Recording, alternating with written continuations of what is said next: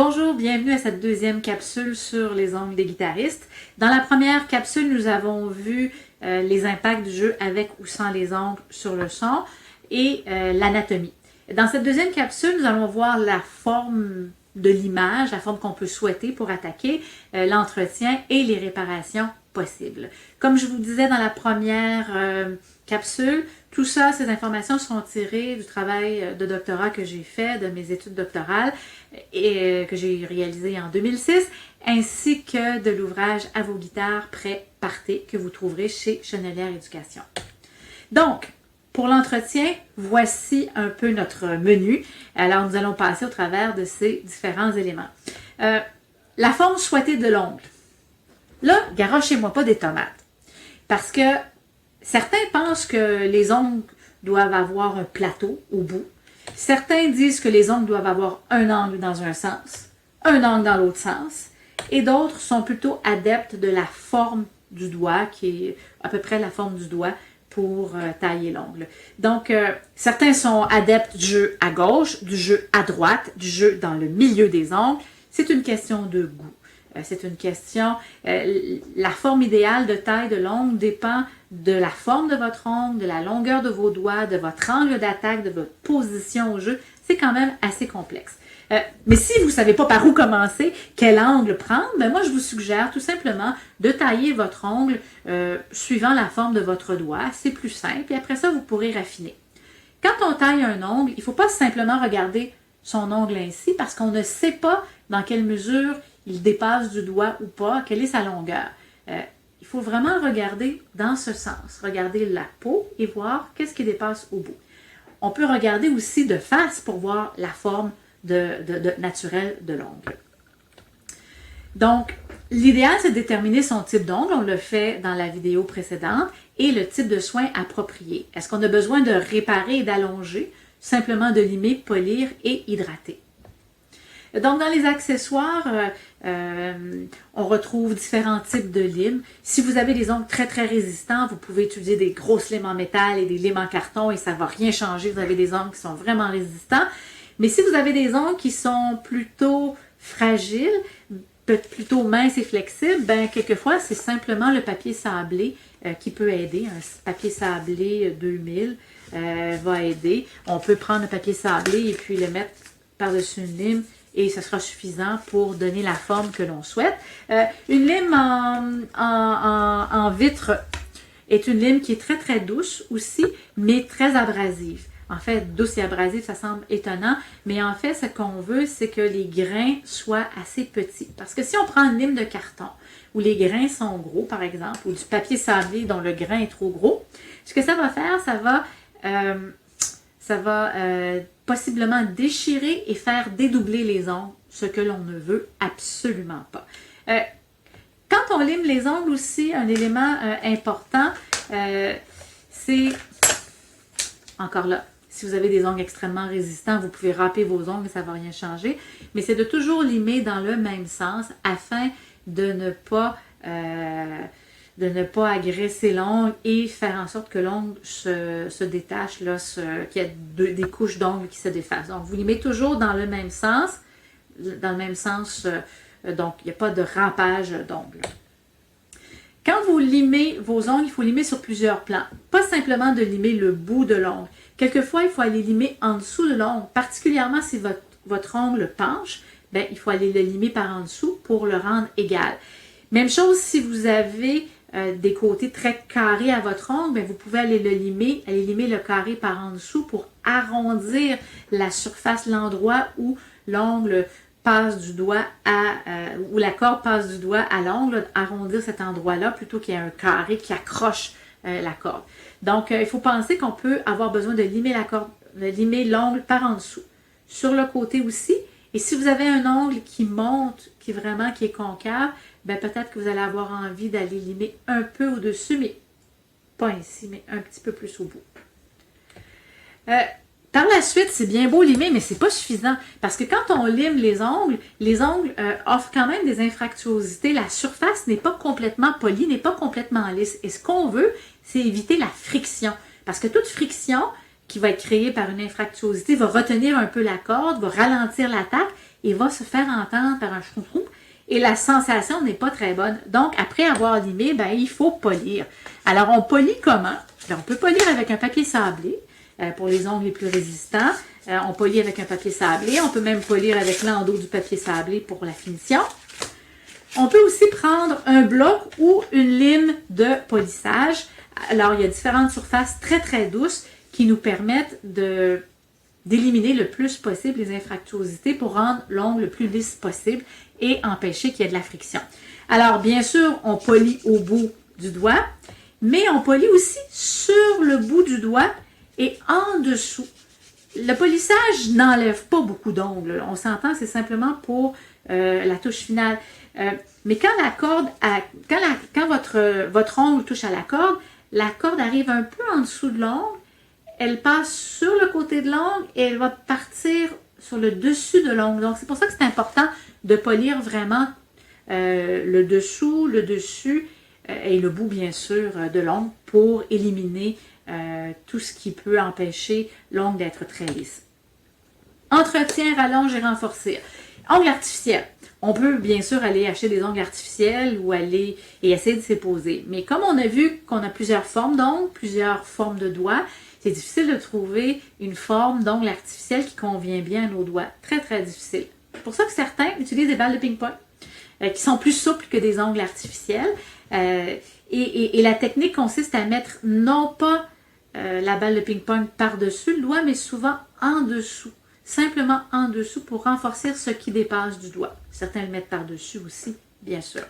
Donc, voilà. Il y a une autre façon de faire aussi, c'est la soie et la résine. Vous regardez ici bas, vous voyez un petit papier, là. En fait, c'est de la soie collée sur un plastique. Je vais vous montrer comment on peut aider les ongles. Donc, vous voyez ici, Miro, ça fait des années qu'il a mis sur le marché un kit d'ongles. Vous avez la soie, vous avez des limes, vous avez des petits outils, la colle et de l'huile. Donc, ça, c'est très pratique. Comment ça fonctionne? Vous coupez un petit rectangle que vous mettez sur l'ongle. Vous mettez de la colle. Vous attendez que ça sèche. Vous pouvez mettre un autre morceau de soie si vous souhaitez. Vous mettez de la colle, vous attendez que ça sèche. Vous pouvez limer légèrement entre chaque application. Et puis, à force de mettre de la colle, éventuellement, ça va durcir et vous allez vous retrouver avec un ongle. Vous pouvez garder ce pansement sur le doigt pour avoir la forme d'ongle que vous avez, pour avoir la longueur que vous avez, ou vous pouvez le rallonger, comme on le voit dans l'image encadrée sur la diapositive. Quand on veut réparer un ongle cassé, c'est le même principe. La soie sert de pansement à l'ongle. On peut vouloir changer la forme de son doigt. Avec la soie, c'est peut-être pas évident. En l'allongeant, c'est possible, mais si on veut vraiment changer la forme de son ongle, on peut y aller avec le système de polymère monomère ou acrylique. Je vais vous le montrer plus bas. Mais aussi, on peut faire une mise en pli avec la cuillère. Oui, ça semble étrange. Cuillère. On fait chauffer la cuillère. Ça semble encore plus étrange. On fait chauffer la cuillère et on fait une mise en pli. Kératine, c'est un peu comme les cheveux. Donc, si on a un ongle qui descend beaucoup, on peut, avec notre cuillère chauffée, venir redresser l'ongle. Attention de ne pas vous brûler, mais redresser l'ongle, la chaleur va rendre l'ongle plus malléable et vous allez pouvoir lui donner un peu la forme que vous voulez. Ça peut aider pour les ongles qui sont vers l'intérieur, mais aussi les ongles qui sont trop plats, on peut les allonger un petit peu. Qui dit mise en pli, dit quand il y a de l'eau, quand il y a de l'humidité, ça revient à la forme originelle, naturelle. Donc, c'est sûr que cette mise en pli-là doit être refaite. Je dis mise en pli, mais comprenez un peu l'idée de former l'ongle avec de la chaleur. C'est comme un fer à friser, mais c'est un fer à arranger l'ongle. On se fait ça de manière assez artisanale. Ça peut paraître étrange, mais je pense que David Russell a utilisé ça pendant plusieurs années. Je ne sais pas s'il le fait encore, mais ça ne l'a pas empêché d'avoir de très, très bons ongles. Donc, ça l'empêchait, faisant en sorte qu'il pouvait utiliser ses ongles naturels en corrigeant un peu leur forme. Pour modeler un ongle, c'est là qu'on arrive avec le système polymère monomère. Rapidement, c'est assez complexe. J'aurais pu vous faire une démonstration, mais ça aurait été peut-être un peu longuet. On prend un liquide d'acrylique, un petit pinceau qu'on trempe dans le liquide. on trempe ce petit pinceau mouillé dans une poudre de polymère et de polymère monomère acrylique. Oh, je suis un peu mélangée dans mes termes. Là. Il y a polymère, monomère, en tout cas, bref, au final, ça, dans l'eau, dans la poudre, et ça fait une pâte que l'on met sur l'ongle, on applique sur l'ongle et qu'on peut modeler avec la forme qu'on veut. Et ça, c'est intéressant. Ça nous permet de vraiment lui donner la forme que l'on souhaite, l'épaisseur qu'on souhaite. Ça fait des ongles qui sont très durs. Si on aime jouer avec des ongles souples, c'est pas évident parce que ça ne sera pas la consistance souhaitée. Ça dépend quel type de son on a envie d'avoir.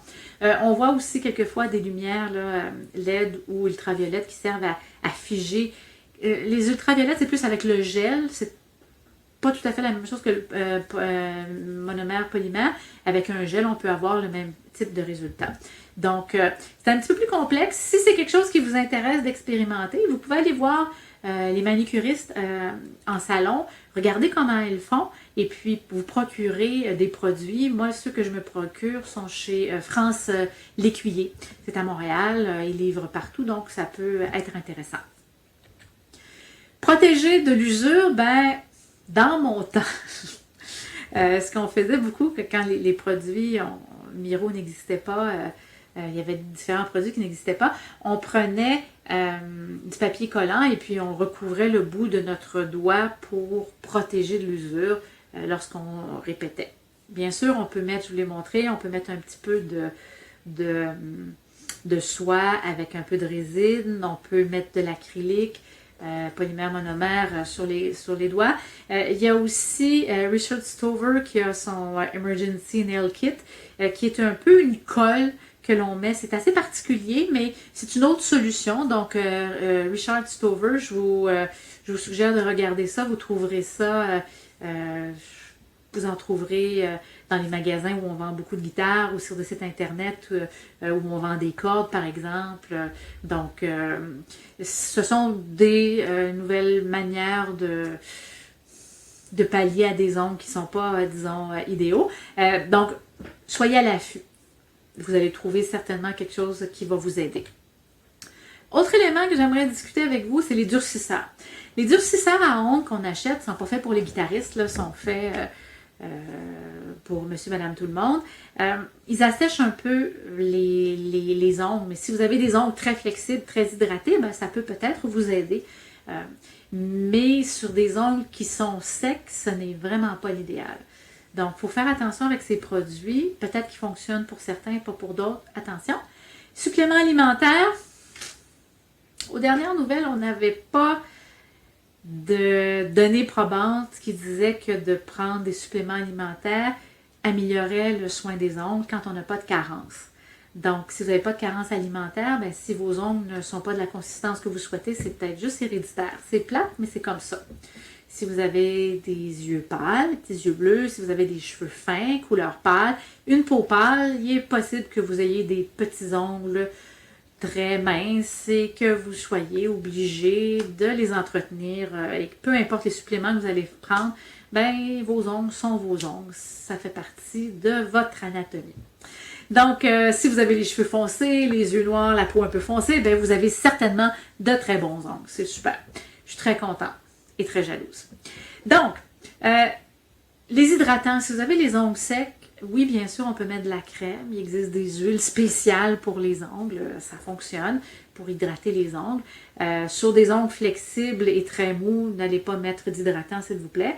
Je vous donne une petite recette maison, parce que ça coûte presque rien de faire un hydratant comme celui-ci maison. Vous ajoutez une goutte de lavande ou d'eau de je sais pas quoi, d'huile essentielle de je sais pas quoi pour lui donner une bonne odeur et ça va bien.